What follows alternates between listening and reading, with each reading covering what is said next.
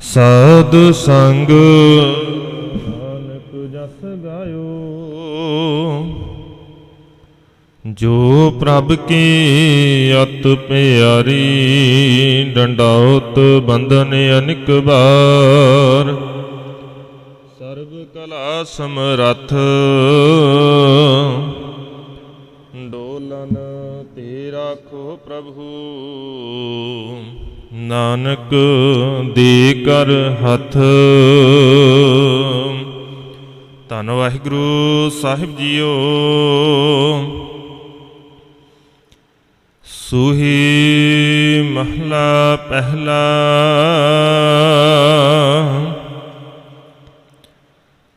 ਭਾਂਡਾ ਹੱਛਾ ਸੋਏ, ਜੋ ਤਿਸ ਭਾਵ ਸੀ। ਭਾਂਡਾ ਅਤ ਮਲੀਣ, ਤੋਤਾ ਹੱਛਾ ਨ ਹੋਏ ਸੀ। ਭਾਂਡਾ ਹੱਛਾ ਸੋਏ, ਜੋ ਤਿਸ ਭਾਵ ਸੀ।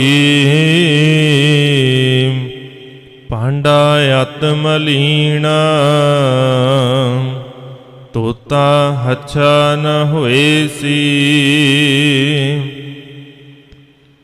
ਗੁਰੂ ਦੁਆਰਾ ਹੋਏ ਸੋਝੀ ਪਾਏ ਸੀ।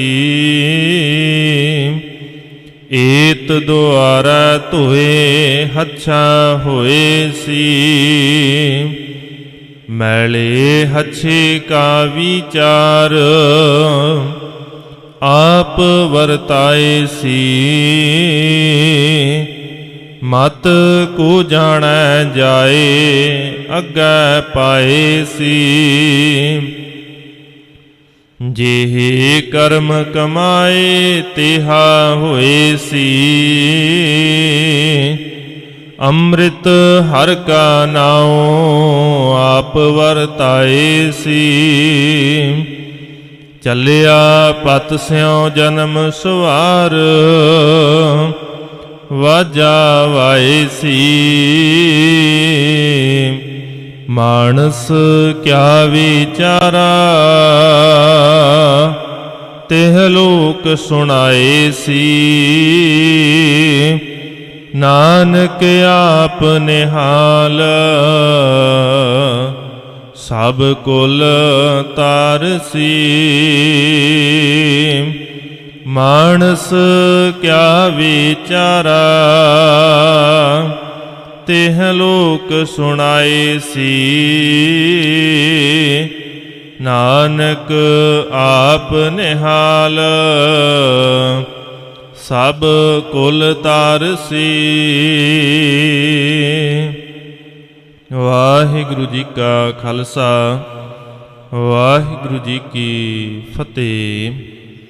ਪਰਮ ਸਨਮਾਨਯੋਗ ਜੁਗੋ ਜੁਗ ਅਟਲ ਚਵਰ ਛਤਰ ਸਿੰਘਾਸਨ ਦੇ ਮਾਲਕ,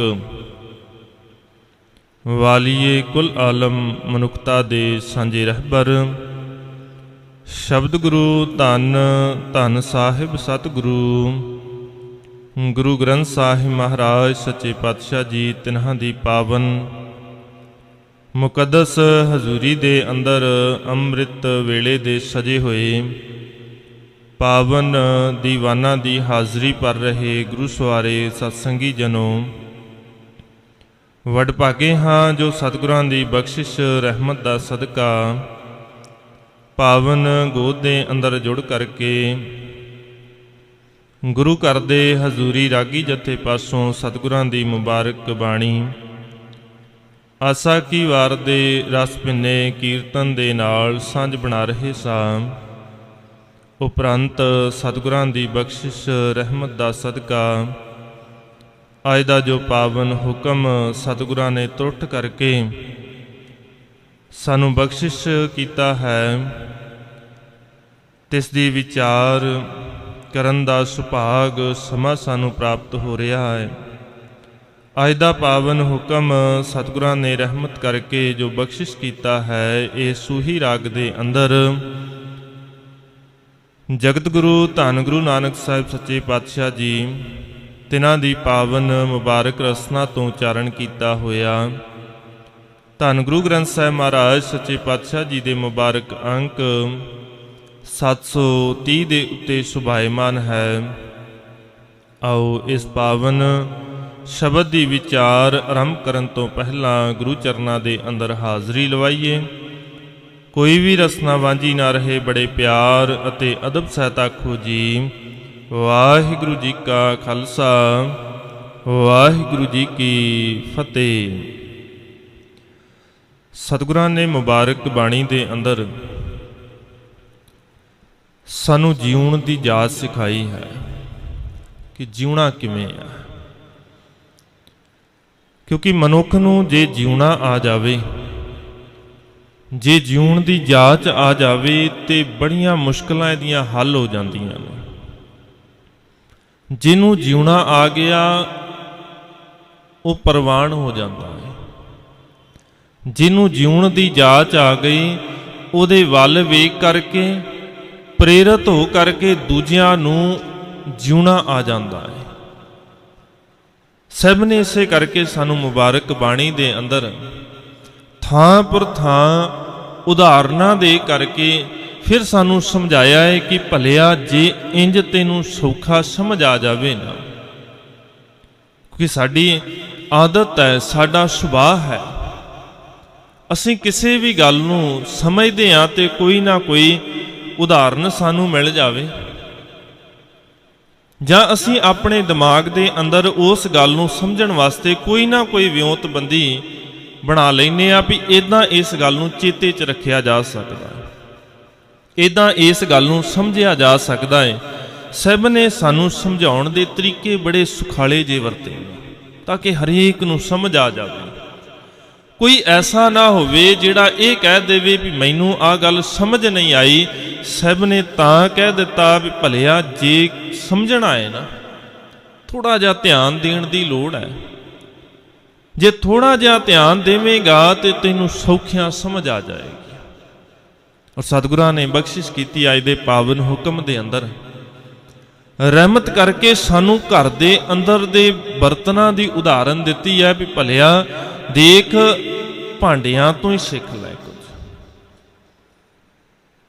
ਹੋਰ ਕਿਤੇ ਜਾਣ ਦੀ ਲੋੜ ਨਹੀਂ ਹੈ। ਸਤਿਗੁਰਾਂ ਨੇ ਆਰੰਭਤਾ ਦੇ ਵਿੱਚ ਸੂਹੀ ਰਾਗ ਦੇ ਜੋ ਸਾਨੂੰ ਸ਼ਬਦ ਬਖਸ਼ਿਸ਼ ਕੀਤਾ ਹੈ ਉਹਦੇ ਅੰਦਰ ਵੀ ਸਭ ਨੇ ਇਦਾਂ ਦੀ ਉਦਾਹਰਨ ਦਿੱਤੀ ਹੈ ਤੇ ਸਤਿਗੁਰੂ ਨੇ ਇੱਥੇ ਵੀ ਬਖਸ਼ਿਸ਼ ਕੀਤੀ ਹੈ। ਸਭ ਨੇ ਉੱਥੇ ਬਖਸ਼ਿਸ਼ ਕੀਤੀ ਭਾਂਡਾ ਧੋਏ ਬੈਸ ਧੂਪ ਦੇਵੋ ਤਾਉ ਦੁੱਧੈ ਕੋ ਜਾਵੋ। ਸਤਿਗੁਰੂ ਕਹਿੰਦੇ ਨੇ ਦੇਖ ਭਲਿਆ ਘਰ ਦੇ ਅੰਦਰ ਦੁੱਧ ਪਾਉਣ ਜਾਣਾ ਹੈ,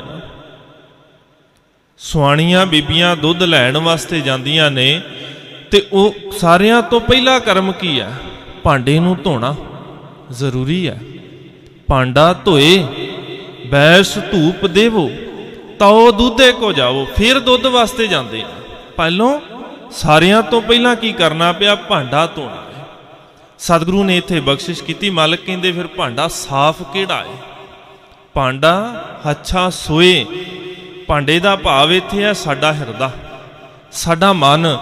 ਸਤਿਗੁਰੂ ਕਹਿੰਦੇ ਇਹ ਮਨ ਗੰਦਲਾ ਹੋਇਆ ਪਿਆ, ਜਨਮ ਜਨਮ ਕੀ ਇਸ ਮਨ ਕੋ ਮਲ ਲਾਗੀ ਕਾਲਾ ਹੋਆ ਸ਼ਿਆ।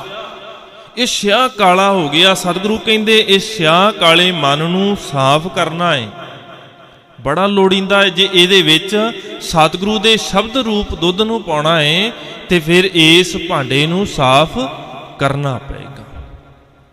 ਜੇ ਇਹਨੂੰ ਸਾਫ਼ ਨਾ ਕੀਤਾ ਤੇ ਫਿਰ ਇਹਦੇ ਵਿੱਚ ਦੁੱਧ ਨਹੀਂ ਪਾਇਆ ਜਾ ਸਕਦਾ। ਗੰਦੇ ਭਾਂਡੇ ਦੇ ਵਿੱਚ ਦੁੱਧ ਨਹੀਂ ਪਾਇਆ ਜਾ ਸਕਦਾ। ਬਾਹਰੋਂ ਕਿੰਨਾ ਸਾਫ਼ ਹੋਵੇ, ਉਹ ਜੇ ਅੰਦਰੋਂ ਗੰਦਾ ਹੈ ਨਾ ਫਿਰ ਦੁੱਧ ਨਹੀਂ ਪਾਇਆ ਜਾ ਸਕਦਾ। ਦੁੱਧ ਤਾਂ ਪਾਇਆ ਜਾਏਗਾ ਜੇ ਅੰਦਰੋਂ ਵੀ ਸਾਫ਼ ਹੈ ਤੇ ਬਾਹਰੋਂ ਵੀ ਸਾਫ਼ ਹੈ। ਤੇ ਸਤਿਗੁਰੂ ਕਹਿੰਦੇ ਫਿਰ ਇਹ ਬਾਹਰੋਂ ਤਾਂ ਤਨ ਸਾਫ਼ ਕਰ ਲਿਆ ਭਲਿਆ ਤੇ ਅੰਦਰ ਦਾ ਮਨ ਰੂਪ ਭਾਂਡਾ ਇਹ ਤਾਂ ਤੇਰਾ ਉਦਾਂ ਹੀ ਗੰਦਲਾ ਹੈ। ਇਹਦੇ 'ਚ ਤਾਂ ਉਦਾਂ ਹੀ ਮੈਲ ਭਰੀ ਹੈ ਵਿਕਾਰਾਂ ਦੀ, ਔਰ ਅੱਜ ਦੀ ਨਹੀਂ। ਸਤਿਗੁਰੂ ਕਹਿੰਦੇ ਜਨਮ ਜਨਮ ਕੀ ਇਸ ਮਨ ਕੋ ਮਲ ਲਾਗੀ ਕਾਲਾ ਹੋਆ ਸ਼ਿਆ। ਕਿੰਨਾ ਕੁ ਕਾਲਾ ਹੋਇਆ? ਸਤਿਗੁਰੂ ਕਹਿੰਦੇ ਇੰਨਾ ਕਾਲਾ ਹੋ ਗਿਆ कि किसी ने बस्तर लिया, कोलू नूं साफ कर दिता, ते जिहड़े बस्तर दे नाल कोलू साफ कर दिता जावे ना तेल वाला, उस बस्तर नूं साड़िया जा सकता है पर उन्होंने साफ नहीं किया जा सकता। बड़ा औखा है, क्योंकि उहदे हरेक रेशे दे विच, हरेक धागे दे अंदर मैल फस गई है। सतगुरु कहंदे तेरे जीवन दे अंदर हर श्वास दे नाल तूं इन्ने कु विकार कमाए ने, इन्ने कु विकार कमाए ने, तेरे हर साह दे नाल मैल चिंबड़ी हुई है, विकार चिंबड़े हुए ने। सतगुरु कहंदे पहलों इनू साफ कर। साहब जीओ सवाल है ना फिर, उस कपड़े नूं ते पाड़ना पै गया, उस कपड़े नूं साड़ना पै गया, सुटना पै गया, पर वो साफ नहीं होया। तुसीं कहंदे हो साडा मन भी इन्ना ही गंदा है, फिर इनू किवें धोईए? साहब जीओ तुसीं कह रहे हो मन इन्ना ही गंदा है, फिर इनू किंज साफ करिए? सब कहंदे इनू साफ करन दा तरीका है तरीका। तू रोज पढ़दा है। सतगुरु ने मुबारक बाणी जपजी साहब दे अंदर सानू दस दिता, वो तरीका किहड़ा है? सब कहंदे तरीका है, वो किहड़ा है? सतगुरु दी मुबारक बाणी दे राही मन नूं साफ कर सकदा है। साहब दा नाम है जिहड़ा तैनू ये जाच सिखा देगा मन साफ किवें करना है, ते वो नाम ये समर्थ है कि इस मन नूं साफ कर देवे। परिया हथ पैर तन देह, पानी धोता उतरस खे, मूत पलीती कपड़ होए, दे साबून लईया ओ धोए, भरीया मत पापां कै संग। सब कहंदे मत भी हुण बस्तर कपड़ा जिहड़ा सी वो गंदा हो गया, हथ पैर गंदे हो गए, पानी दे नाल धो लए, साबण दे नाल धो लए। सतगुरु कहंदे जे ये मन ये मत मैली हुई है, फिर भरीया मत पापां कै संग, ओ धोपै नावै कै रंग। वो नाम दे रंग दे नाल, वो नाम दे प्यार दे विच भिजण करके सतगुरु कहंदे फिर ये मत ये मन साफ हो जाएगा। ते साफ होया भी उही प्रमाण है। सब कहंदे जिहड़ा गुरु नूं चंगा लगे, भांडा हच्छा सोए, उही भांडा चंगा है। जो तिस भाव सी जिहड़ा मालक नूं चंगा लगे, जिहड़ा मालक नूं चंगा ना लगे, सब कहंदे ओ मन हो सकदा है दुनिया दे सामने साफ होवे, संसार नूं लगदा होवे भी ये मन बड़ा पवित्र है, इहदा जीवन बड़ा सोहना है। सब कहंदे पर जे गुरु नूं ना चंगा लगा, फिर कीते दा कोई लाभ नहीं है, फिर बाहरी तौर ते कुछ भी कर लिया जावे, किसे अर्थ नहीं है। हुण धोण नूं तां बड़ियां ने धो लिया, तीर्थां ते जाके धार्मिक स्थानां ते जाके यतन कीता ना धोण दा। सतगुरु कहंदे बड़ियां ने यतन कीता है धोण दा, पर भलिया बाहरी धोण दे नाल अंदर दा धोता ते नहीं ना किसे अर्थ। अंतर मैल जे तीरथ नावां, तिस बैकुंठ ना जाना, लोक पतीणा कछू ना होवै, नाही राम आना। सब कहंदे ने अंदर तां मैल है, ते जाके बाहर पानी नाल इशनान करदा है, ते तैनूं लगदा है भी रब खुश हो जाएगा। रब किते न्याणा है, नाही राम आना, रब किते कमला है। तैनूं की लगदा है कि रब इदां खुश होएगा? सब कहंदे जे मन नूं साफ करना है ते है एक तीरथ ऐसा जिथे इशनान कर सकदा है। रामदास सरोवर नाते सब उतरे पाप कमाते, राम दे दासां दे सरोवर दे विच गुरु दी संगत दे अंदर आके टिक, गुरु दी संगत दे अंदर आके बैठेगा, इत्थे बैठन वालियां दे मन साफ हो जांदे ने, इत्थे बैठन वालियां दा जीवन बन जांदा है। बिसर गई सब तात पराई, जब ते साध संगत मोह पाई, ना को बैरी नहीं बेगाना, सगल संग हम कौ बनियाई। मैल तां यही सी ना, ईरखा दी, निंदिया दी, चुगली दी मैल तां यही इकट्ठी कीती सी। सब कहंदे जे गुरु दी संगत च आ जावें, तेरे अंदरों द्वैक भावना मिट जाएगी। दूजियां दी जिहड़ी भावना ना ईरखा वाली, ये मिट जाएगी। दूजियां दी निंदिया करन दा सुभाव ये हट जाएगा। ਚੁਗਲੀ ਕਰਨ ਦਾ ਸੁਭਾਅ ਹੈ, ਇਹ ਹਟ ਜਾਏਗਾ, ਛੱਡ ਦੇਵੇਂਗਾ, ਫਿਰ ਜੀਵਨ ਦੇ ਅੰਦਰ ਸਿਰਫ ਤੇ ਸਿਰਫ ਰਹਿ ਜਾਏਗਾ ਪਿਆਰ ਰੱਬ ਜੀ ਦੇ ਨਾਲ। ਪਰਮਾਤਮਾ ਦਾ ਪਿਆਰ ਐਸਾ ਹੈ ਜਿਹੜਾ ਤੇਰੇ ਅੰਦਰ ਨੂੰ ਸੋਹਣਾ ਬਣਾ ਸਕਦਾ ਹੈ, ਤੇਰੇ ਅੰਦਰ ਨੂੰ ਇੰਨਾ ਕਮਾਲ ਦਾ ਬਣਾ ਦੇਗਾ ਕਿ ਸੰਸਾਰ ਇਹਦੀ ਲਿਸ਼ਕ ਦੇ ਕਰਕੇ ਪ੍ਰਭਾਵਿਤ ਹੋ ਜਾਏਗਾ। ਔਰ ਹੁੰਦੇ ਨੇ। ਭਾਈ ਭਗੀਰਥ ਜੀ ਦਾ ਜੀਵਨ ਦੇਖੀਏ, ਸਤਿਗੁਰੂ ਗੁਰੂ ਨਾਨਕ ਪਾਤਸ਼ਾਹ ਦੀ ਸ਼ਰਨ ਚ ਆਉਂਦੇ ਨੇ ਤੇ ਸਾਹਿਬ ਨੇ ਜਿਸ ਵਕਤ ਹੁਕਮ ਕੀਤਾ ਲਾਹੌਰ ਭੇਜਿਆ ਸਮਾਨ ਲੈਣ ਵਾਸਤੇ। ਹੁਣ ਜਾਂਦੇ ਪਹਿਲਾਂ ਵੀ ਨੇ, ਪਹਿਲੀ ਵਾਰ ਨਹੀਂ ਗਏ। ਭਾਈ ਮਨਸੁਖ ਦੀ ਦੁਕਾਨ ਤੇ ਪਹਿਲਾਂ ਵੀ ਜਾਂਦੇ ਨੇ, ਪਰ ਅੱਜ ਗਏ ਨੇ, ਸੌਦਾ ਖਰੀਦਿਆ ਹੈ, ਸਾਰਾ ਸਮਾਨ ਲਿਆ ਹੈ। ਭਾਈ ਮਨਸੁਖ ਦੇ ਅੰਦਰੋਂ ਆਪ ਮੁਹਾਰੇ ਸ਼ਬਦ ਨਿਕਲੇ ਨੇ ਵੀ ਭਲਿਆ ਪਹਿਲਾਂ ਵੀ ਆਉਣਾ ਸੈ, ਪਰ ਹੁਣ ਕੀ ਫਰਕ ਹੈ, ਤੇਰੇ ਬੋਲਣ ਦਾ ਢੰਗ ਬਦਲ ਗਿਆ, ਤੇਰੇ ਗੱਲ ਕਰਨ ਦਾ ਢੰਗ ਬਦਲ ਗਿਆ, ਤੇਰਾ ਰਹਿਣ ਸਹਿਣ ਬਦਲ ਗਿਆ, ਸਾਰਾ ਜੀਵਨ ਬਦਲਿਆ ਹੋਇਆ ਹੈ। ਐਸਾ ਕੀ ਤੈਨੂੰ ਮਿਲ ਗਿਆ ਹੈ ਵੀ ਸਾਰਾ ਕੁਝ ਹੀ ਬਦਲ ਗਿਆ?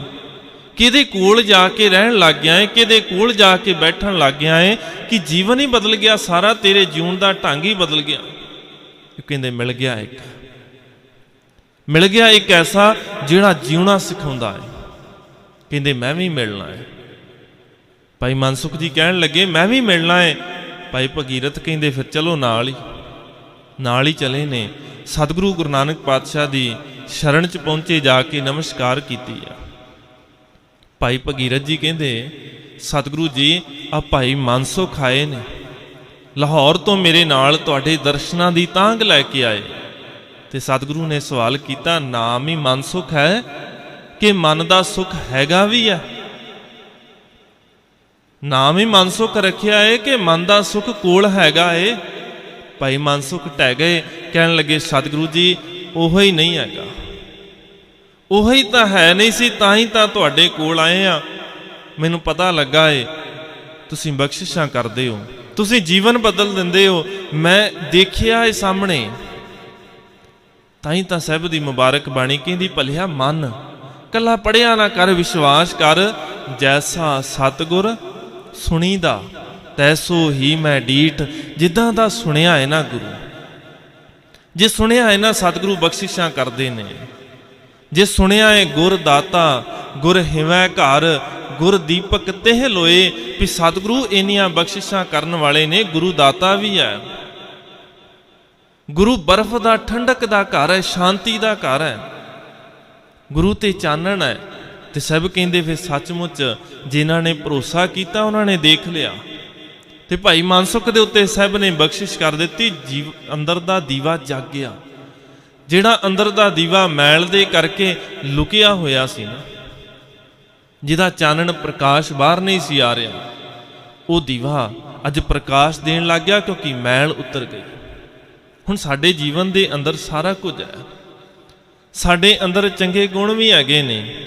ਤੇ ਮੈਂ ਅਕਸਰ ਉਦਾਹਰਨ ਦਿੰਦਾ ਹੁੰਦਾ ਵੀ ਸਾਡੇ ਜੀਵਨ ਦੀ ਹਾਲਤ ਇਦਾਂ ਦੀ ਹੈ ਵੀ ਇਹਦੇ ਵਿੱਚ ਲਾਈਟ ਹੈ, ਜਿਹੜਾ ਅੰਦਰ ਬਲਬ ਲੱਗਾ ਹੈ ਉਹ ਬਲਬ ਵੀ ਸਹੀ ਨਾਲ ਕੰਮ ਕਰਦਾ ਹੈ, ਸਵਿਚ ਵੀ ਸਹੀ ਨਾਲ ਕੰਮ ਕਰਦਾ ਹੈ, ਉਹ ਵੀ ਔਨ ਹੈ, ਪਰ ਚਾਨਣ ਨਹੀਂ ਹੈਗਾ।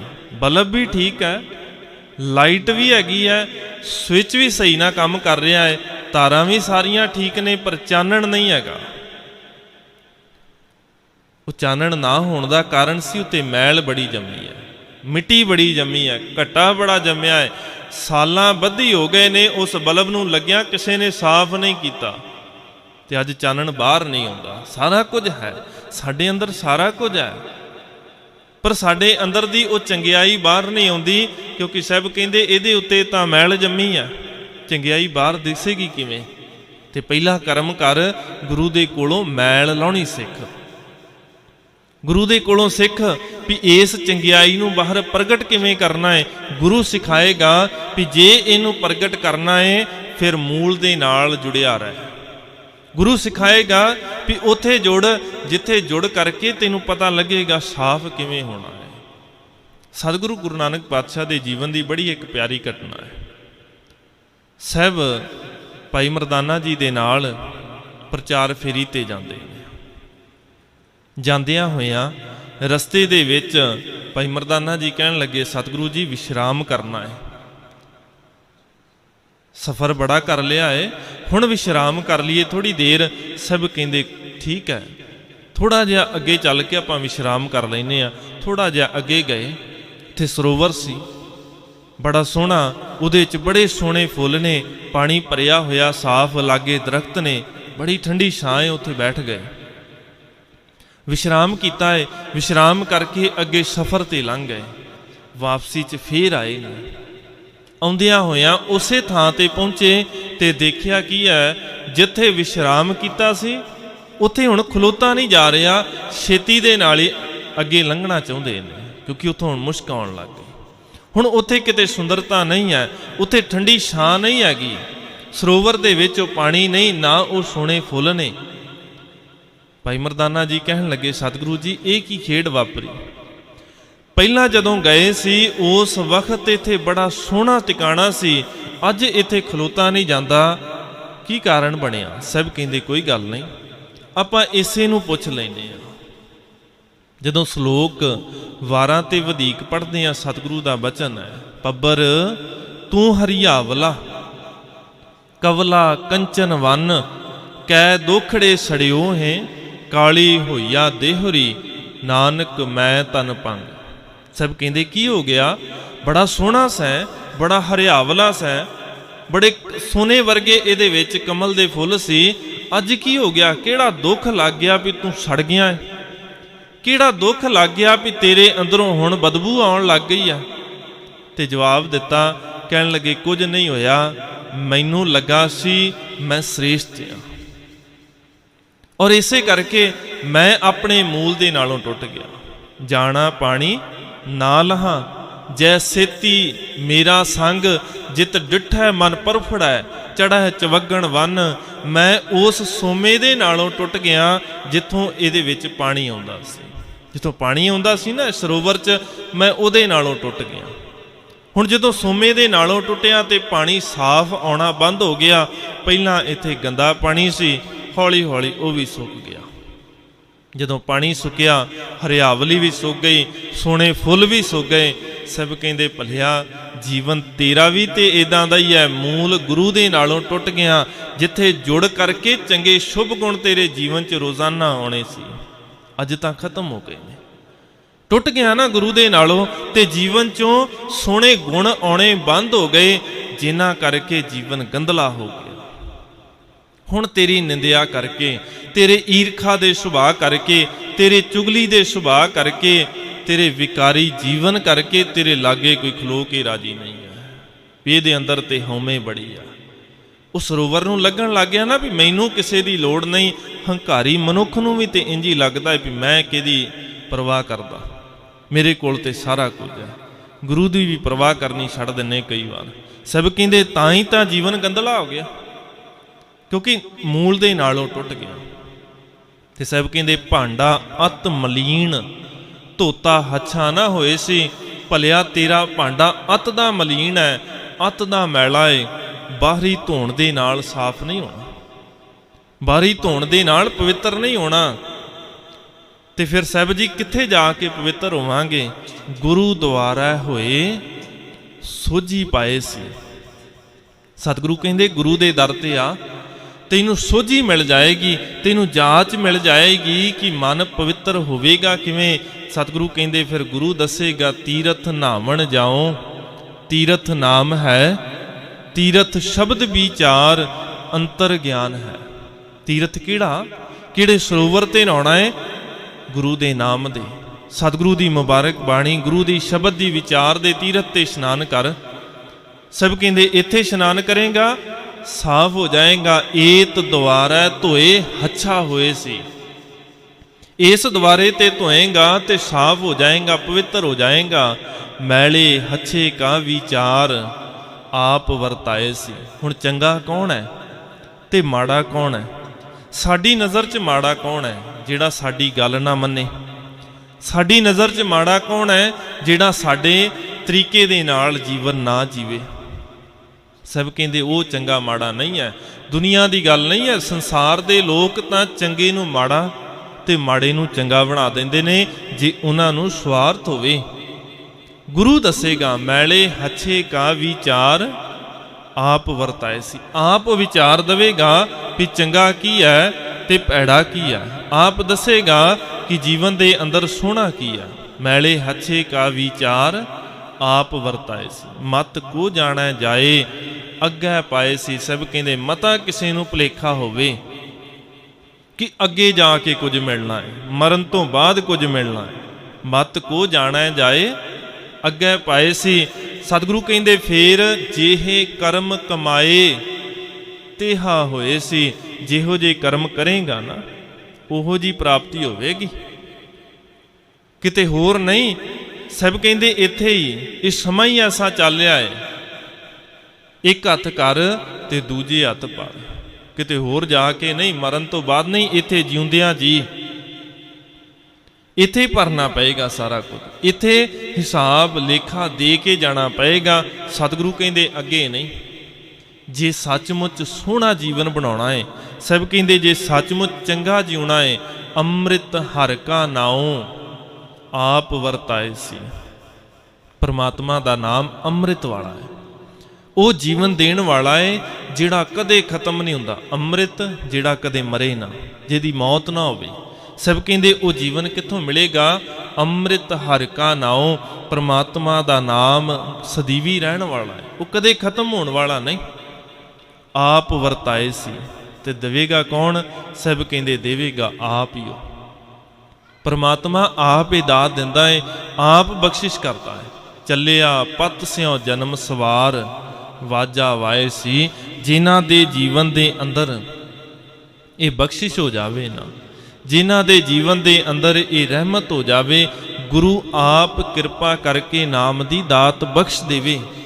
ਜਿਨ੍ਹਾਂ ਦੇ ਉੱਤੇ ਇਹ ਰਹਿਮਤ ਕਰਕੇ, ਗੁਰੂ ਦਇਆ ਕਰਕੇ ਨਾਮ ਦੀ ਦਾਤ ਬਖਸ਼ ਦਿੰਦਾ ਹੈ ਨਾ, ਉਹ ਫਿਰ ਇੱਥੋਂ ਚੜ੍ਹਦੀ ਕਲਾ ਦੇ ਨਾਲ ਜਾਂਦੇ ਨੇ। ਚੱਲਿਆ ਪਤ ਸਿਉ ਜਨਮ ਸਵਾਰ ਵਾਜਾ ਵਾਏ ਸੀ, ਵੀ ਬੜੀ ਚੜ੍ਹਦੀ ਕਲਾ ਦੇ ਨਾਲ ਕੋਈ ਜਿੱਤ ਕੇ ਜਦੋਂ ਜਾਂਦਾ ਹੈ। ਅਕਸਰ ਹੀ ਜਦੋਂ ਰਾਜਨੀਤਿਕ ਲੋਕ ਕਿਸੇ ਸੀਟ ਤੋਂ ਜਿੱਤ ਜਾਂਦੇ ਨੇ, ਫਿਰ ਜਿੱਤਣ ਤੋਂ ਬਾਅਦ ਉਹਨਾਂ ਦੇ ਜਿਹੜੇ ਸਮਰਥਕ ਨੇ ਫਿਰ ਢੋਲ ਵਜਾਉਂਦੇ ਨੇ, ਵਾਜੇ ਵਜਾਉਂਦੇ ਨੇ, ਖੁਸ਼ੀ ਦੇ ਵਿੱਚ ਵੀ ਜਿੱਤ ਕੇ ਆਏ ਆ। ਸਭ ਕਹਿੰਦੇ ਜਿਹੜਾ ਇੱਥੋਂ ਜਿੱਤ ਕੇ ਜਾਏਗਾ ਨਾ, ਚੱਲਿਆ ਪਤ ਸਿਉ ਜਨਮ ਸਵਾਰ, ਫਿਰ ਵਾਜੇ ਤਾਂ ਉਹਦੇ ਲਈ ਵੀ ਵੱਜਣਗੇ। ਫਿਰ ਸਤਿਗੁਰੂ ਦੇ ਦਰ ਤੇ ਵਾਹ ਵਾਹੀ ਤਾਂ ਉਹਨਾਂ ਦੀ ਵੀ ਹੋਵੇਗੀ, ਜਿਹੜੇ ਇੱਥੋਂ ਆਪਣੇ ਜੀਵਨ ਨੂੰ ਸਫਲ ਕਰਕੇ ਜਾਣ।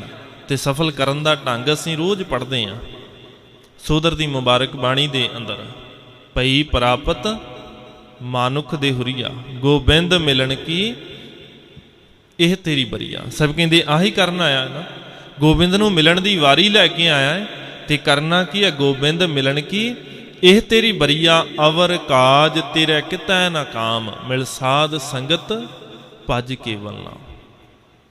ਗੁਰੂ ਦੀ ਸੰਗਤ ਦੇ ਅੰਦਰ ਆ ਕੇ ਪਰਮਾਤਮਾ ਨੂੰ ਚੇਤੇ ਰੱਖਿਆ ਕਰ। ਸਭ ਦੀ ਸ਼ਰਨ ਚ ਆ ਕੇ ਗੁਰੂ ਨੂੰ ਚੇਤੇ ਕਰਿਆ ਕਰ, ਗੁਰੂ ਗੁਰੂ ਕਰਿਆ ਕਰ। ਗੁਰੂ ਦੇ ਕੋਲ ਆਉਣਾ ਏ, ਮੰਗਿਆ ਵੀ ਗੁਰੂ ਨੂੰ ਕਰ, ਕਿਹਾ ਵੀ ਇਹੀ ਕਰ ਕਿ ਸਭ ਜੀਓ ਸੰਸਾਰ ਦੀਆਂ ਬੜੀਆਂ ਦਾਤਾਂ ਮਿਲ ਗਈਆਂ ਨੇ। ਸਤਿਗੁਰੂ ਜੀ ਸੰਸਾਰ ਦਾ ਬੜਾ ਕੁਝ ਮਿਲਿਆ ਏ, ਉਸ ਮਿਲੇ ਦੇ ਨਾਲ ਕੀ ਹੋਇਆ ਏ? ਮੈਨੂੰ ਨਾ ਸ਼ੁਕਰ ਕਰਨ ਦੀ ਜਾਚ ਭੁੱਲ ਗਈ ਆ।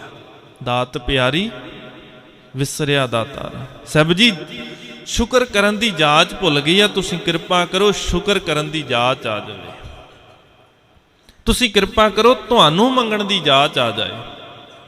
ਸਭ ਕਹਿੰਦੇ ਨਾ ਮੰਗ ਨਾ ਮੰਗ ਨੀਕਾ, ਹਰ ਜਸ ਗੁਰ ਤੇ ਮੰਗਣਾ। ਗੁਰੂ ਦਾ ਜਸ ਇਥੋਂ ਆ ਕੇ ਮੰਗਿਆ ਕਰ। ਇਹੀ ਮੰਗਣ ਵਾਲੀ ਦਾਤ ਹੈ, ਇਹੀ ਮੰਗਣ ਵਾਲੀ ਚੀਜ਼ ਹੈ। ਸਭ ਕਹਿੰਦੇ ਮਾਨਸ ਕਿਆ ਵਿਚਾਰਾ ਤੇ ਲੋਕ ਸੁਣਾਏ ਸੀ। ਫਿਰ ਜਿਹੜਾ ਜਿੱਤ ਕੇ ਜਾਏਗਾ ਸਾਡੇ ਵੱਸ ਦੀ ਨਹੀਂ ਹੈ। ਪਰਮਾਤਮਾ ਆਪ ਉਹਦੀ ਵਾਹ ਵਾਹੀ ਤਿੰਨਾਂ ਲੋਕਾਂ 'ਚ ਕਰਾ ਦਿੰਦਾ। ਤੇ ਲੋਕ ਸੁਣਾਏ ਸੀ ਨਾਨਕ ਆਪ ਨਿਹਾਲ, ਸਭ ਕੁਲ ਤਾਰ ਸੀ। ਸਤਿਗੁਰੂ ਕਹਿੰਦੇ ਉਹ ਮਨੁੱਖ ਆਪ ਵੀ ਨਿਹਾਲ ਹੈ ਤੇ ਉਹਦੀਆਂ ਸਾਰੀਆਂ ਕੁਲਾਂ ਵੀ ਤਰ ਜਾਂਦੀਆਂ ਨੇ। ਜਿਹੜਾ ਮਨੁੱਖ ਸਤਿਗੁਰੂ ਦੀ ਸ਼ਰਨ 'ਚ ਆ ਕੇ ਗੁਰੂ ਦੇ ਸ਼ਬਦ ਦੇ ਨਾਲ ਆਪਣੇ ਆਪ ਨੂੰ ਜੋੜ ਲੈਂਦਾ ਹੈ, ਜਿਹੜਾ ਸਤਿਗੁਰੂ ਦੇ ਸ਼ਬਦ ਦੇ ਨਾਲ ਆਪਣੇ ਆਪ ਨੂੰ ਜੋੜ ਲਵੇ। ਸਭ ਕਹਿੰਦੇ ਉਹ ਪ੍ਰਵਾਨ ਹੁੰਦਾ ਏ ਜਿਹਦੇ ਅੰਦਰ ਦਾ ਸੁਭਾਅ ਬਣ ਜਾਵੇ, ਅਰਦਾਸ ਕਰਨ ਦੀ ਜਾਚ ਆ ਜਾਵੇ, ਜਿਹੜਾ ਹਰ ਪਲ ਗੁਰੂ ਨੂੰ ਕਹਿੰਦਾ ਰਵੇ ਵੀ ਸਤਿਗੁਰੂ ਜੀ ਅਸੀਂ ਖੱਤੇ ਬਹੁਤ ਕਮਾਵਦੇ, ਅੰਤ ਨਾ ਪਾਰਾਵਾਰ, ਹਰ ਕਿਰਪਾ ਕਰਕੇ ਬਖਸ਼ ਲੈ। ਹਾਂ ਪਾਪੀ ਵੱਡ ਗੁਨਾਹਗਾਰ, ਵੀ ਸਭ ਜੀਓ ਅਸੀਂ ਤਾਂ ਗੁਨਾਹਗਾਰ ਹਾਂ, ਤੁਸੀਂ ਬਖਸ਼ਿੰਦ ਹੋ, ਤੁਸੀਂ ਬਖਸ਼ਣਹਾਰ ਹੋ, ਤੁਸੀਂ ਬਖਸ਼ ਲਵੋ, ਕਿਉਂਕਿ ਸਾਡੇ ਅੰਦਰ ਤਾਂ ਔਗਣ ਬਹੁਤ ਹੈ, ਹਰ ਪਲ ਅਸੀਂ ਕਰਦੇ ਹਾਂ। ਸਤਿਗੁਰੂ ਕਿਰਪਾ ਕਰਨ। ਸਤਿਗੁਰੂ ਦੇ ਦਰ ਕਰਦੇ ਸੇਵਕ ਪਰਿਵਾਰ ਵੱਲੋਂ ਸ੍ਰੀ ਸਹਿਜ ਪਾਠ ਦੇ ਜਾਪ ਹੋਏ ਸਨ, ਤਿਨਾਂ ਦੀ ਸੰਪੂਰਨਤਾ ਹੋਣੀ ਹੈ। ਸਤਿਗੁਰੂ ਧੰਨ ਗੁਰੂ ਤੇਗ ਬਹਾਦਰ ਪਾਤਸ਼ਾਹ ਜੀ ਦੇ ਪਾਵਨ ਸ਼ਲੋਕ ਤਿਨਾਂ ਦੇ ਪਾਠ ਹੋਣੇ ਨੇ। ਵਿਚਾਰਾਂ ਕਰਦਿਆਂ ਹੋਈਆਂ ਬੇਅੰਤ ਭੁੱਲਾਂ ਦੀ ਖਿਮਾ ਸਤਿਗੁਰੂ ਧੰਨ ਗੁਰੂ ਗ੍ਰੰਥ ਸਾਹਿਬ ਮਹਾਰਾਜ ਸੱਚੇ ਪਾਤਸ਼ਾਹ ਜੀ ਬਖਸ਼ ਲੈਣ। ਗੁਰੂ ਕੀ ਸੰਗਤ ਬਖਸ਼ਣ ਯੋਗ ਹੈ, ਬਖਸ਼ ਲੈਣਾ ਜੀ। ਬੁਲਾਓ ਜੀ ਫਤਿਹ, ਆਖੋ ਜੀ ਵਾਹਿਗੁਰੂ ਜੀ ਕਾ ਖਾਲਸਾ, ਵਾਹਿਗੁਰੂ ਜੀ ਕੀ ਫਤਿਹ।